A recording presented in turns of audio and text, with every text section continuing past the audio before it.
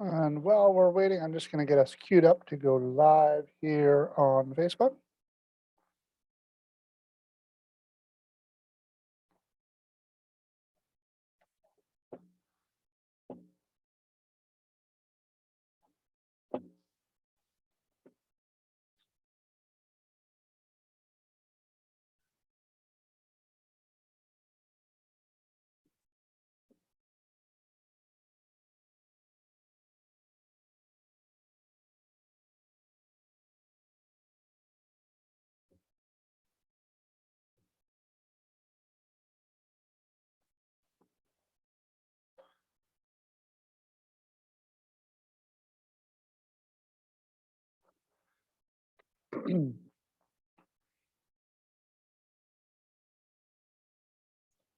Okay, I'm launching us live here on Facebook, and we'll be kicking off in just one more minute.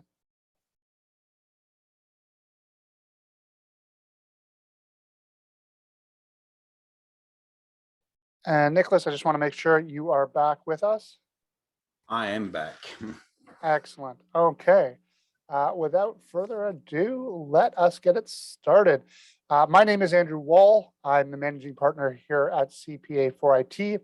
And I want to thank those of you who are joining us live for coming and taking the time out of your busy schedule to be a part of this webinar. And those of you who are watching pre-recorded, again, thank you for your time as well. We are excited to be hosting this webinar for our clients as it is a really important topic. This webinar is being put on by Estate Stewards, a subsidiary of Wealth Stewards. Many of you might already be familiar with Wealth Stewards, as we have partnered with them in order to allow us to offer a range of wealth management service offerings to our clients. One such offering is estate services. And our topic today is centered around executorship. Is it an honor or a burden? Great question, Nicholas. And our speaker today is Nicholas Meyer, professional executor, trustee, and attorney for property. He is a trust and estate practitioner, TEP, and a certified executor advisor, which is CEA. And Nicholas has an extensive background in the trust business and the family office business. He has been helping families and family offices in Canada and internationally with appropriate structuring for their wealth and their family. Nicholas understands how unique each family is and how complex the family dynamics can be, especially when dealing with the settlement of an estate. He is passionate about the work he does for his clients, and we will have some time for some Q&A with Nicholas at the end of the presentation. So if you have any questions throughout the presentation, please write them in the Q&A panel. You can access it by clicking on the Q&A button. We will be focusing on that as our first area of attention. We will circle back to the Q&A just to make sure we haven't missed anything, but we'll be to the chat, but we will be starting with the Q&A. And of course, if someone does want to actually ask a question using their voice, you can raise your hand and we'll go about unlocking your permission to speak. But without further ado, I'll let Nicholas take it away. Thank you, Nicholas. Thank you, Andrew. So good afternoon to everybody. So I know it's now time for lunch, so I'll try to make this presentation as light as possible. So the title is Executor Honor Burden, because very often people think and believe in good faith that by appointing a friend or family members as an executor, it's an honor. Well, it might be an honor, it might be a burden. It is a question. I will leave it to you to answer this question at the end of the presentation. So the agenda will be mainly as follows. So we'll briefly address business succession, remind you what is an executor, what are the main duties of an executor, the risks and the difficulty of being an executor, and what happens if there's no will, and how you can choose your executor. And we'll very briefly touch upon the power of attorney because it's quite important. So, and we will go to the conclusion, which is it an honor or a burden? So I thought it would be useful just to remind the audience that business succession planning is in effect the first stage of the estate planning. Why? Because very often for business owners, their business is a relatively substantial assets of their future estate. And I thought it would be quite interesting just to mention a few figures.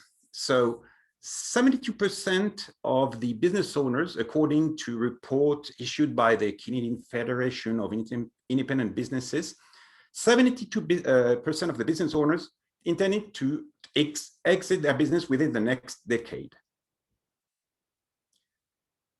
It is estimated that $1.5 trillion, which is not a small amount, worth of business will be transferred to a new generation of business owners.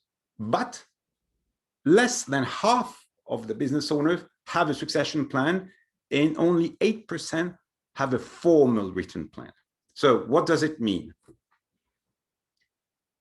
First, the fact that there is no formal business succession plan, it is likely that there will be a substantial loss of value and accordingly a loss of value of the estate. So ideally, this is ideal naturally, a business succession plan could be put in place before or upon finalization of your wills and power of attorneys, because basically these two are really inherently correlated. So just, and I think a small comment, business succession is a relatively lengthy process. So one recommendation, if you want to plan the succession of the business, start sooner rather than later. It always takes far more time than expected. It is relatively complex. It will involve usually a lot of professionals. So it is critical that you start as soon as possible. And this is part of the overall estate planning of the business owner.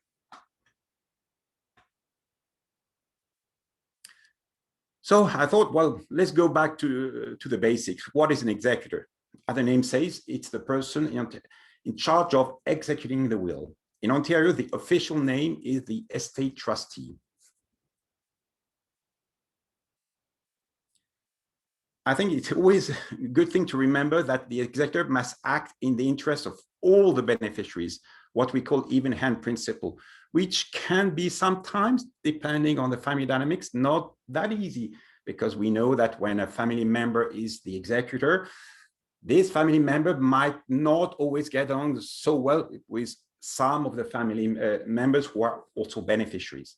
But nevertheless, the executor has the fiduciary duty to act in the interest of all the beneficiaries. Another important point, and I realize that quite often people will not know that, the executor has an unlimited liability. Basically, he/she is fully liable on her personal assets for the proper fulfillment of her duties. And I think that is something which should always be kept in the back of the mind. So I thought I would set up a very high-level list of the main duty of the executor. What we tend to forget that is basically just organize, ensure that funerals are properly organized and put in place. One of the very first things to ensure that the assets of the deceased are properly safeguarded and protected. I like one example. When one person lives alone in his or her house, whenever this person passes away, the house will become vacant. So there is a need to immediately put in place the proper safeguarding of the assets and of the house, typically, for example, in terms of insurance. And that has to be done without any delay, because otherwise it can have some very unpleasant consequences in terms of insurance. In effect, if the insurance is not aware of that, they could say, oh, but you didn't tell us that the house is vacant, because for the insurance, an empty house is a higher risk. So to locate the will, well, locate the will, you know, I have two stories. One story of the will that finally the widow found on the fridge behind a cardboard box, and another story of the will which was locked in a drawer, and the executors took 3 weeks to locate the will. So to know where the original will is quite key, and that might not always be obvious. I know a lot of people will put it in safety deposit box, which might be a very good idea, except that the bank might say, well, if it's only the deceased who had access to the safety deposit box, or we will not let you the access to the safety deposit box. And it becomes a chicken and egg story. So make the will available, easily accessible, and for the executor to locate it once the person has passed away.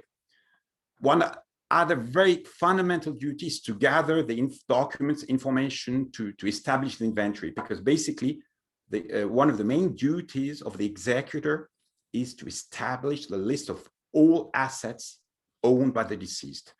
And actually all assets, which means personal assets, which means financial accounts, which means property, which means car, which means jewel. And it includes also, let's not forget that, the digital assets, the accounts, the digital accounts. How many digital accounts each Canadian resident has on average? 150. So we have a lot of digital accounts. If you include, for example, the bank accounts, the email accounts, the social media accounts, the membership accounts, very often we lose track of all these accounts. So that can take quite a long time to establish. The duty of an executor when a business is involved, what the executor has to ensure that the business is run, because we just cannot say, oh, well, actually the business owner has passed away, sorry. Well, no, you still have to run the business, or ensure at least that the business is run. So that might not be a marginal duty for the executor. Another duty, which is less a duty, but a sort of ongoing task, is to ensure communication with beneficiaries. One of the, I would say, very, very common mistakes of executors is not to communicate enough with beneficiaries. So after a while, the beneficiaries say, well, what is happening? What is he doing? The executor is not doing anything, and they get angry. By having regular communication, it is one way to manage, let's put it this way, manage the beneficiaries' expectations.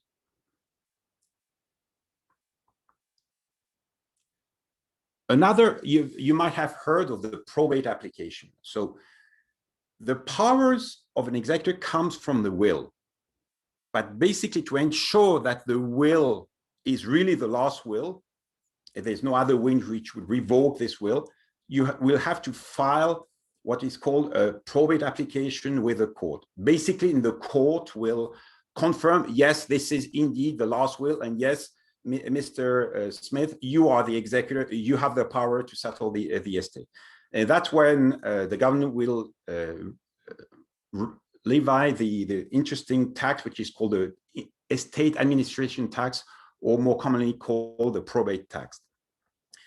It is indispensable to have the so-called probate certificate, especially in two cases: when you deal with real estate and when you deal with financial accounts, because banks usually will never release the funds unless they have seen this probate certificate.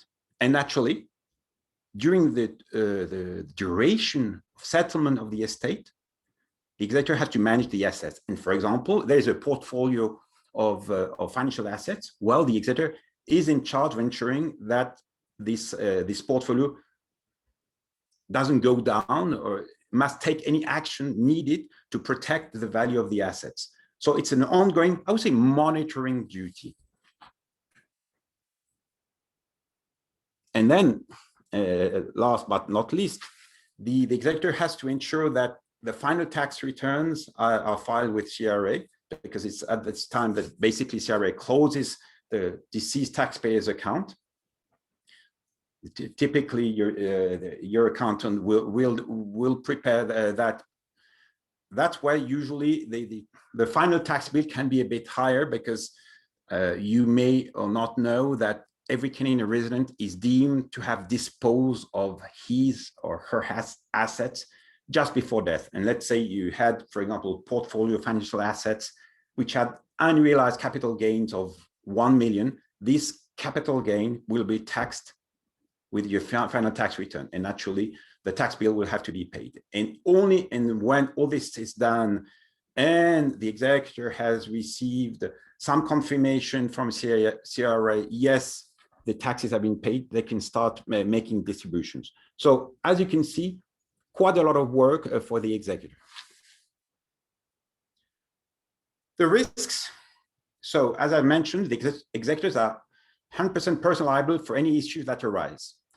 They're also in charge of something which has been introduced in Ontario in 2015, what is called the estate information return. Basically, you set out the list of all the assets owned by the estate with their valuation, just to ensure that you have paid the estate administration tax. You might know that this estate administration tax amounts to 1.5% once you're over above a small threshold of $50,000. So you have to make a very clear and accurate and declaration and return. If not, well, you might be liable as an executor for fines, even in imprisonment. And these could be audited. So this is something quite serious. As I said, the executor will be responsible to run it, or to ensure at least it's run, which if, let's say, you have appointed your brother-in-law who has not a clue as to how to run it, that might be a real challenge for the executor. And then all the taxes, you might have also to ensure that all the creditors of the deceased have been paid. So it's not a small duty, it's not a small task, and should never be underestimated, both in terms of time, in terms of responsibility and liability. I would like also to raise two interesting issues that come across when an executor has to settle the estate. First, the issue of the blended families. Well, we know that unfortunately, more than 50% of people 50 plus will be divorced at least once, if not twice, or hopefully not more than once, which means that the likelihood of having blended family is not marginal. This makes it usually more complex. It's never easy, but you might have also just a sort of a traditional family, but with complex family dynamics. And what I've noticed, and I have met with probably hundreds, if not thousands of families, you have always people who get along better with some of the family members than others. So it's difficult for a family member who is an executor to deal with that, because this person has two hats, beneficiary and executor. It's not an easy sort of conflict of interest or dual role to handle. You have also the cross-border situations. We have naturally, which is the most common situation when we're dealing with US citizens. That will trigger immediately an additional layer of complexity. But you have also people coming from other parts of the world, and especially from the civil law world. And that will trigger usually interesting complexities, because the concept of estates and succession in civil law is relatively different. And so if that is not addressed in the planning phase, then that can really become difficult for an executor, especially for a non-professional executor to handle. Let's put it this way, it can become really, really challenging, because this is a relatively complicated area of law. So I'm going to very quickly go over this interesting potential issue, because I've met a lot of with families who say, oh, I have a son or a daughter who lives in the US. I would like her to be the executor. Well, it's not a good idea, because first, it will not work. It might not work. It might convert the estate into a foreign estate with all the tax implications. The foreign executor might need to post a bond. A bond basically is an insurance that has to be taken by the executor to actually cover the future distributions. But it's not that easy to get a bond. It can be quite expensive. You might have also a regulatory issue, in the sense that Canadian investment managers might not be able to take instructions from a foreign person. And each country has its own rules. So to appoint a family member who lives in another country is, as a matter of principle, not a really good idea. So, and now, again, I've heard of people, oh, I don't need a will. Well, we know, unfortunately, that only 50% of the people have a will in Canada. So it has lots of unpleasant consequences. First, the people who will be the beneficiary will be those according to the laws of intestacy. That might not be the ones that you intended to be the beneficiaries. You will need to appoint someone in charge of settling the estate, while that will trigger additional costs and delays. The assets will be frozen. It will impact the business. The administrator might be an unknown person. In other words, and I always like to take this image, if you don't want your loved ones to fall in the black hole, have a will. So the fact that there is no will mean also that minors will receive their share outright at majority. And obviously, given the fact there has been no will, there has been no tax planning. So basically, it's not going to be very good from a tax standpoint. There's absolutely no doubt in that regard. So not to have a will is not a good idea. So I'm sure you all know that tax planning is very important. You have three options in terms of beneficiary: CRA, charity, your family. Who are the two that you would like to pick? I suspect that for the vast majority of people, that might be charity and your family.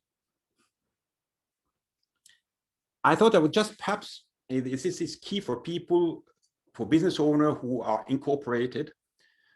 Let's say they have incorporated their corporation with a minimum share capital, let's say $10, and that the business is doing very well. And now each share has in effect market value of 2 million.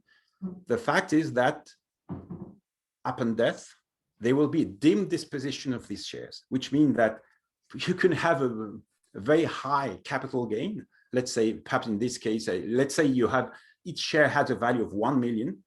And let's say that the paid up capital initially was $10. For argument's sake, let's say the capital gain is 1 million. Well, that means that 50% of that 500,000 will be counted as income. And given the fact that the highest marginal tax rate is approximately 53% in Ontario, that will mean more than $500,000 of taxes for these shares. But the thing is, there might not be the liquidity to pay these taxes, to meet these tax liabilities. And you might think, well, okay, fine. You might they might be money in the company. We can pay dividend, fine, but that will trigger another tax event. Inherently, there's a double taxation. But, and that is the key thing. Next slide, please. But it's possible to plan how to meet that. It's possible to implement some post-mortem strategies, and it's possible also to minimize the estate administration tax by using what we call the dual will strategy. So what is the common element of that? You need to plan well in advance and to have professional assistance. If you plan well in advance, you can really address most of these issues. If it is not planned in advance, then it can become really unpleasant. I'll put it very nicely this way.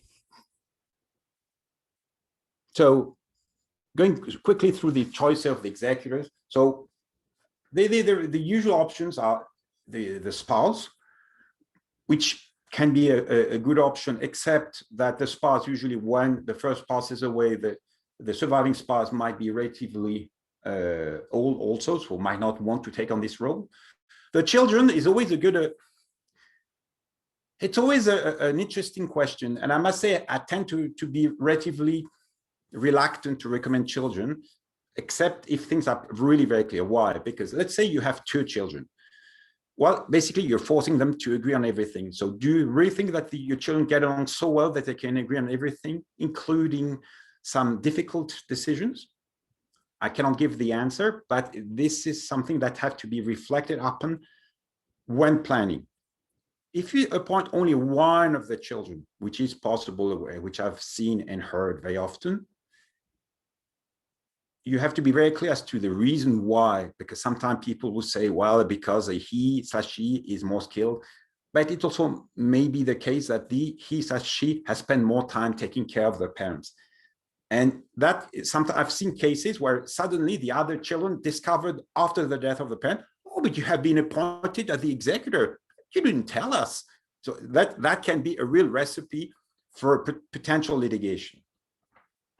Another choice are friends. I must say friends, I'll be honest, I think it might be considered as a poison pill because you ask someone you trust, and I understand that, to act as the executor, fine.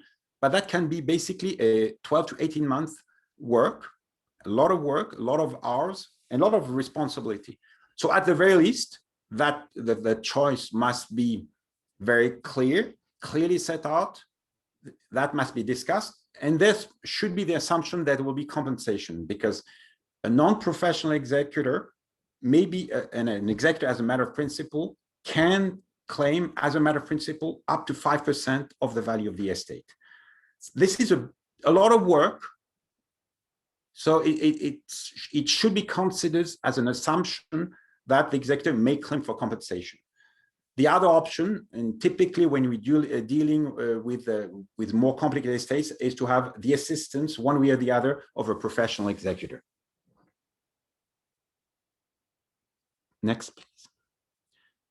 I would say that if the business is owned by the estate, it's really essential to have professional assistance one way or the other. Otherwise, the likelihood to make mistakes is extremely high. It's really complex. There are things that can be done, but it's really not something which is I would say readily available, and which needs some reflections and really professional assistance. No doubt about that.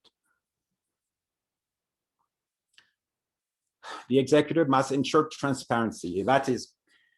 This is the complexity of the executor. When someone passes away, there is a very strong emotional component, and it will change immediately the family dynamics. So even a family which might have been perceived as getting along perfectly well, suddenly things might be changing overnight. And so things must be clear, transparent, open. That means that you might need to have some frank and perhaps slightly unpleasant conversations, but these cannot be avoided. And actually, usually I always recommend the parents to have also these discussions with their children. I understand it's not an easy one, but it is indispensable, because otherwise, if part of all the children feel left aside, that can create angerness and bitterness. I'll very quickly touch upon the power of attorney. There are two types of power of attorney: for property and for personal care. For property, basically, it gives the right to the attorney for property to step in your shoes and to manage your financial assets, your financial affairs. The attorney for personal care is to make healthcare decisions for you. It's absolutely important to have these documents in place because, well, let's put it, we all know that we're going to pass away, so will is indispensable. But we don't know. We might be run over on a street by a car. We are unconscious. We need someone to being able to step in immediately to take over. Otherwise, we have the same issue that when we have an estate without a will, we have to appoint someone, and again, that will trigger cost, delays, and pain. So I would say to a large extent, the consideration regarding the appointment of your executor are the same when you have to consider appointing your attorney for property and for personal care. There's obviously a matter of trust, but there's also a matter of, is the person capable, and what are the family dynamics behind? Never overlook that. If anyone overlooks that and believe that that will work, whilst you have a doubt, usually it will not work in the long run. And what I always say to clients is, in estate litigation, the only winners are the lawyers. Even the party who has won, quote unquote won, has lost, because basically the estate has been depleted and the family is destroyed and torn apart. I do not consider that as being a success.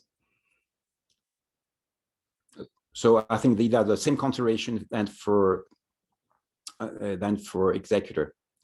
And again, when a business is involved, if for any reason the business owner, the person running the business becomes incapable, it's quite important that the person who might need to step in has the skill and the competence to be able to run it. Otherwise, that can be really, really, really challenging.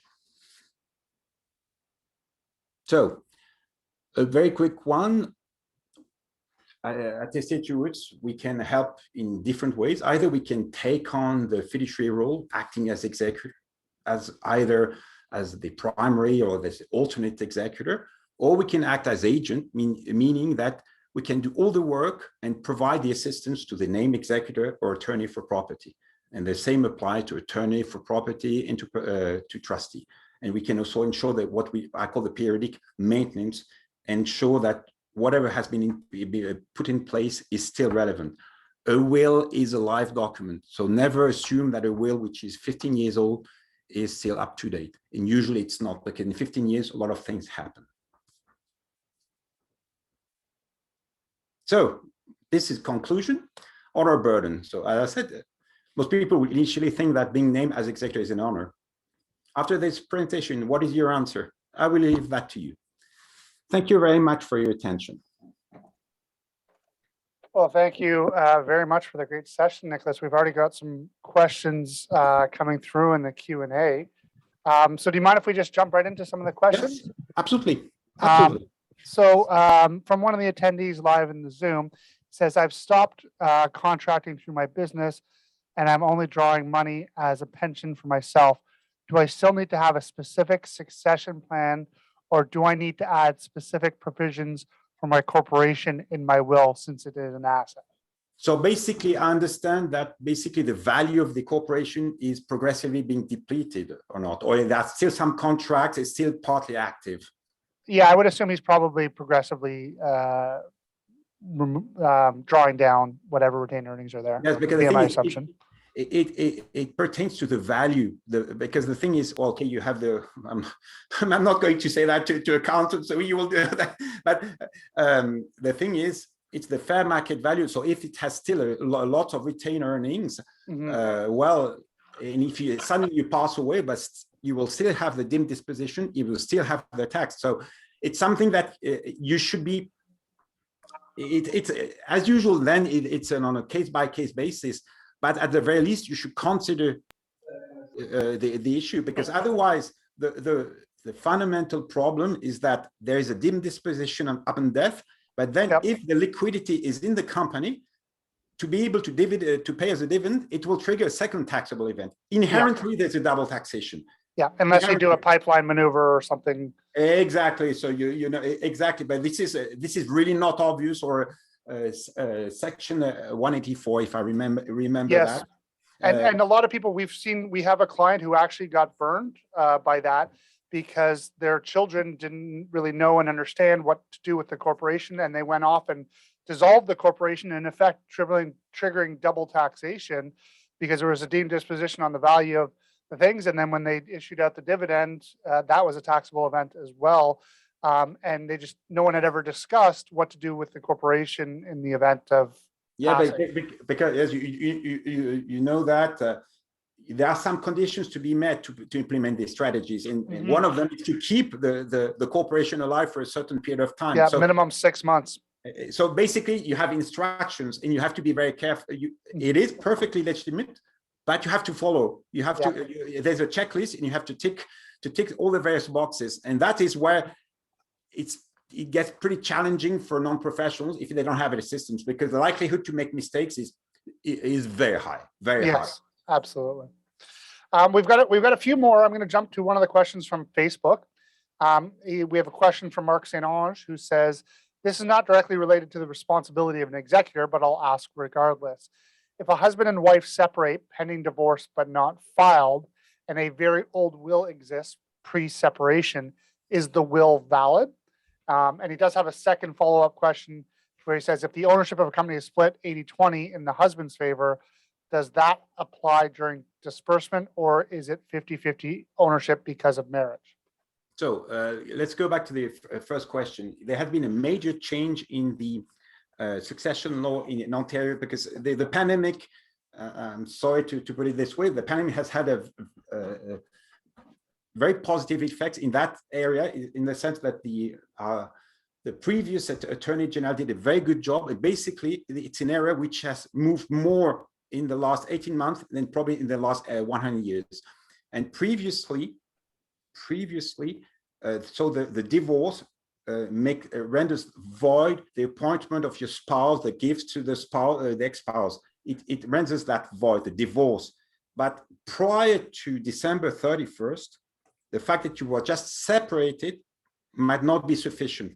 And the thing is, given the fact that this had happened prior to December 31st or prior to January 1st, 2022, I would make it clear that basically the disposition, the provisions in the will are basically, and just to replace it with a new will. That's the easiest way to do it. Don't rely on that, because it's a matter of, does this new rule, which has been become effective on January 1st, does it apply to anything which has happened prior to that? I will not take the risk of having that going to court. Let's put it this way. Right. And so it's Peggy Tyers jumping in, and I'm going to basically jump in here in total agreement with Nicholas. You know, when there is kind of one of these life events, you know, you really have to say, am I documented properly? And I think it's one of those things with the wills. We've seen this exact scenario where a will was not updated 10 years beyond. There's with somebody new, and it refers to the wife, and the second wife gets upset. It's just absolutely key that on these life events that you look at your will and you update it.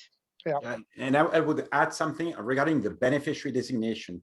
You designate your spouse. The most common setup is to designate the spouse as the beneficiary of your RSP or RIF. Then you get divorced, but you forget to revoke that. And the thing is, there has been a case recently where basically the ex got the money tax-free, but it's the estate of which he was not a beneficiary, which paid the tax for the RIF. So you see, yes, it has some very unpleasant. So it's really key, and I will never insist enough. Don't assume that something which is anything which is older than 5 years is still valid. The likelihood that it has already become irrelevant is probably pretty substantial. So could you repeat the second question, please? So if the ownership of a company is split 80-20 in the husband's favor, does that apply during disbursement, or is it 50-50 ownership because of marriage? So basically, that's well, you know, that's not an estate issue. That's more like a family law issue. It's more a family issue with it. I don't comment, but you know, it's something also that I tend to recommend. Actually, it's a very good opportunity for me to make this recommendation.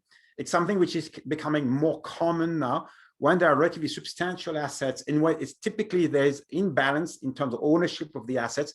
I strongly recommend putting in place a marriage agreement, or what is called a domestic agreement, because basically these aspects are addressed like that, and it does address and resolve in advance how it could be, how it will be split.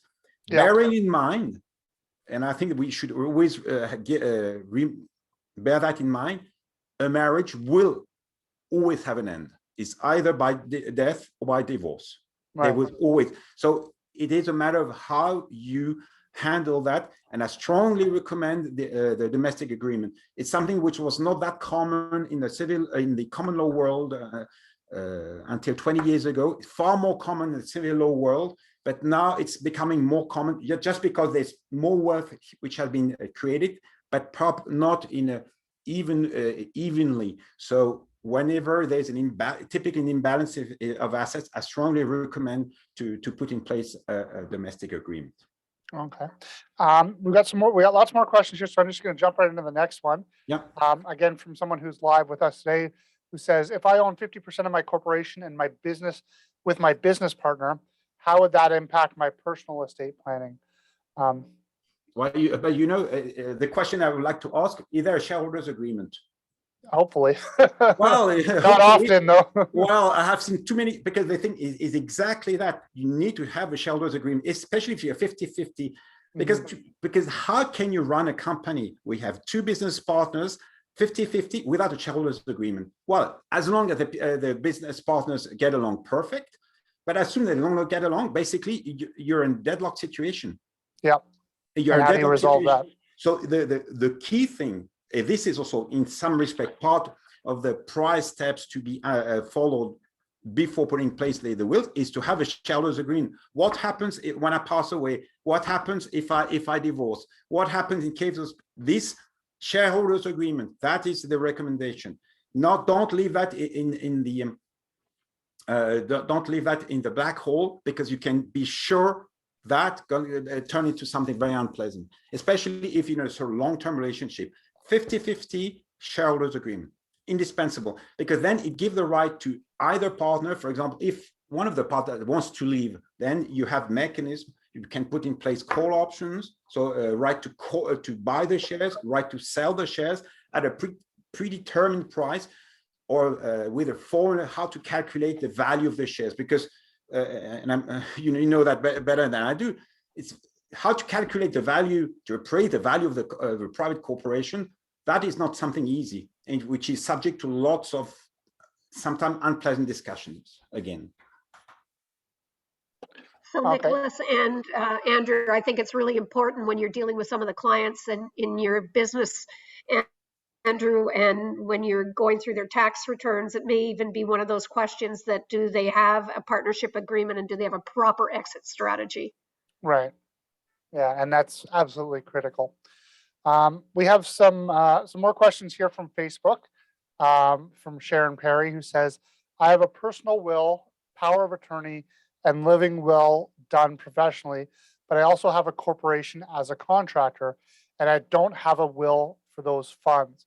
Can I combine in one will, or do I need two? No. Do I need two separate wills? So it's very key. So just to go back to what I mentioned earlier, when you file, if you have only one will, basically everything will be subject to probate. And let's assume that the value of your shares is 1 million. That will mean, in effect, you'll be paying $15,000 of estate administration tax on that. So which is not completely marginal. You have something which is allowed in Ontario, which might seem a bit weird. You can have two wills. You have a primary will, which is meant for what we call the probatable assets, and typically real estate and financial assets, and all the other assets, which include, amongst others, the shares in the private corporations, the jewels, the personal effect. Let's say you have a nice car which has a value of $100,000. If you don't have a secondary will, this is $1,500 of estate administration tax. So all these things, you put it in a secondary will. So you have one estate for tax purposes, you have one estate, and obviously you should have the same executor for the two wills.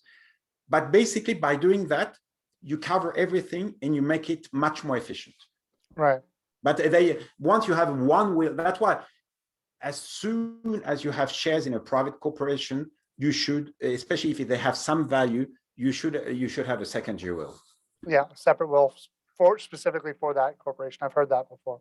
Yeah, and not only, you could also push other things which do not need to be probated for personal effects. Let's say you have a beautiful cupboard which has a value of $10,000. If you have only one will, you'll have to put it. You have to file it with your probate application. The $10,000 is $150. Secondary will, you put it in the secondary will. It doesn't have to be probated. It's perfectly legitimate. Okay, couple more, just two more questions right now.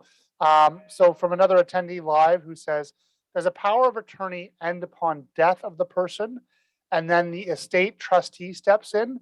And can my power of attorney be my estate trustee?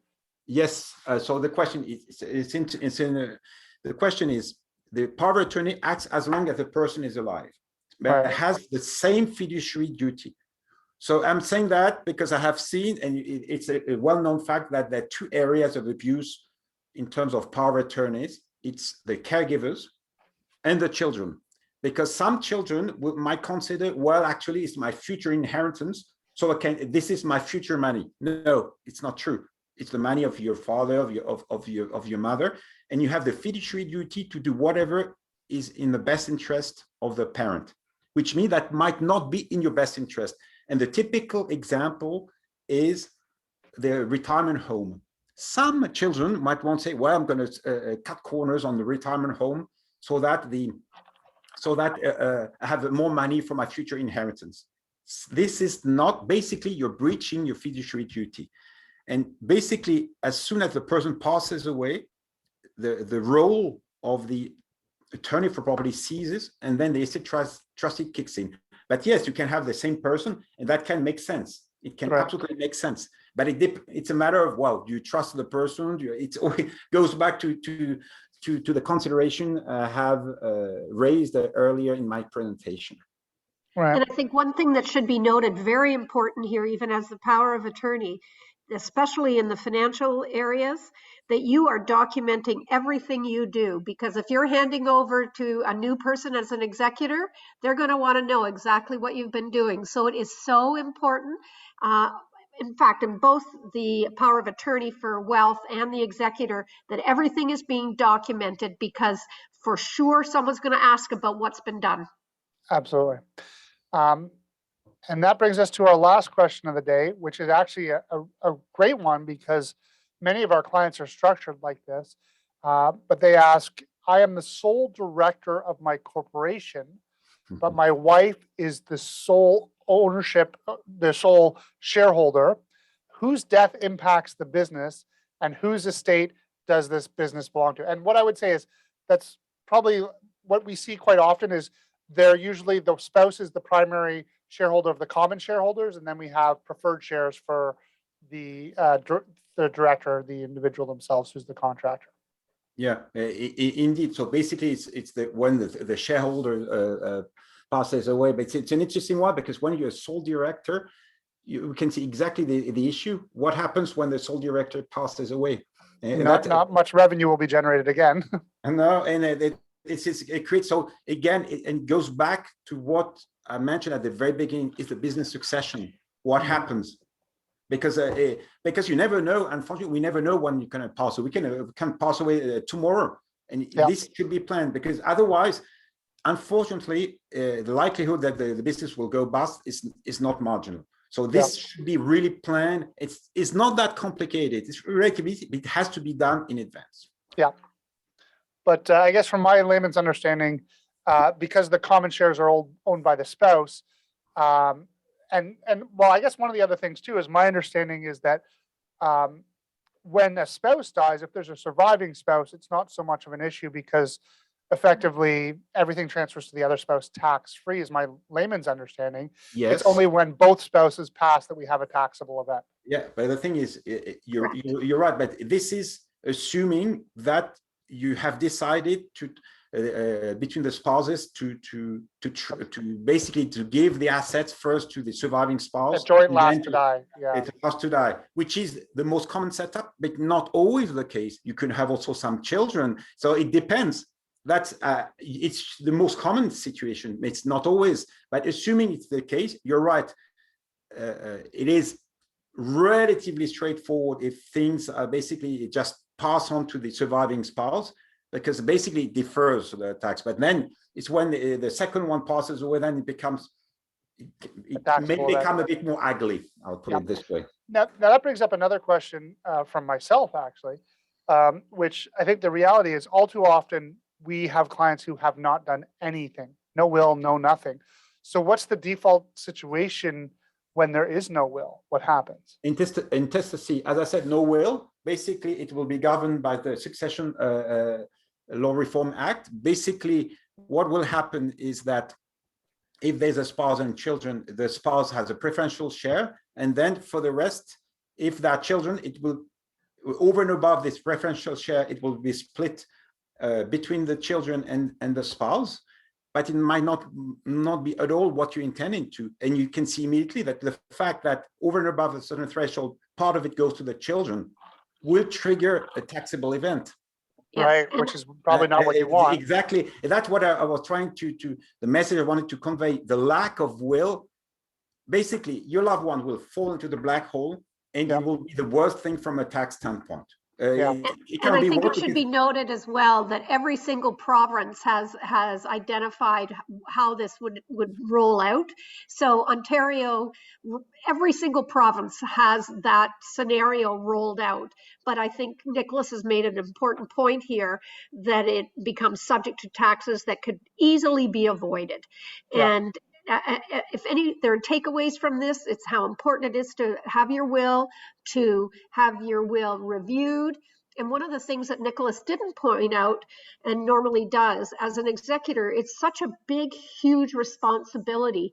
And we would really recommend, if you take on this role, to mitigate your responsibility as an executor, that you look into getting executor insurance. I mean, we would do this ourselves as executors.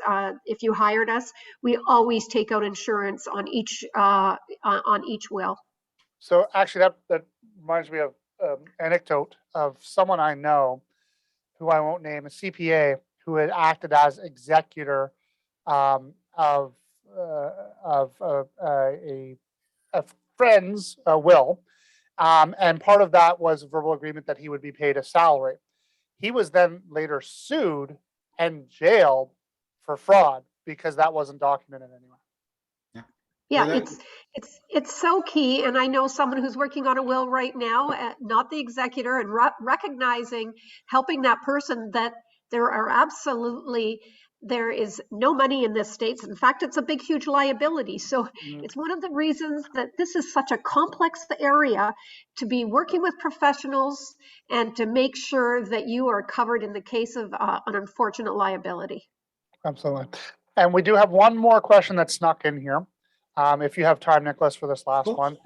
It says, what happens if I'm the director of my company and my spouse was a shareholder of my corporation, but then years later, after our divorce, I realized that I forgot to remove my spouse as a shareholder of the corporation?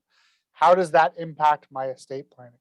Well, the thing is, the ex-spouse, because this is nothing to do basically with estate planning. Basically, it does with corporate. Nothing, as far as I'm aware, prevents an ex-spouse to remain the shareholder. So that can become really, again, very unpleasant. Hence the need for a shareholders agreement and what happens in case of divorce. It's exactly that: death, divorce, sale of business, exit of the business partner. It's exactly that, and exactly what it's a very good example, because people forget is, if I fully understand in the long run, years ago, and then 5 years down the road say, oh my God, oh, by the way, and then you realize that and it's not that easy, because say, well, if the person doesn't want to sell their shares, how do you do it?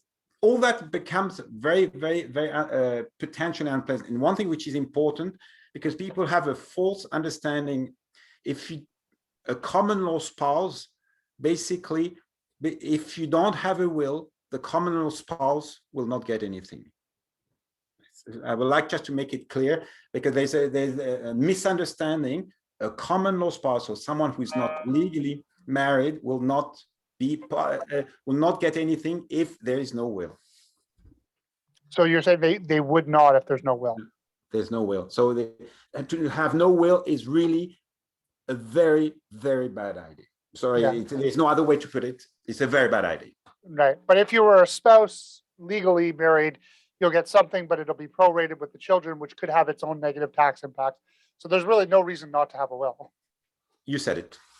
Well, there's no reason to not have a will, and there's no reason to continually look at your shareholder list of who's your shareholders, once a year, going through your shareholder book to make sure that it's current. Yeah, absolutely. But I think there is, for whatever reason, well, we know what the reason is. People don't like to deal with death, right? And so it gets avoided all too often. And it's something that I hope at least the people who have joined us today will take some time to reach out and connect with your team over at Wealth Stewards and Estate Stewards. Nicholas, you've got your email here. I assume if people have further questions, they can reach out directly to you at Meyer@estatestewards.com. Yeah. And Peggy, thank you for coordinating and arranging this session. I think it was a great session, very timely. I know it's an awkward conversation, but it's an important conversation. And I know more and more people are prepared to have it.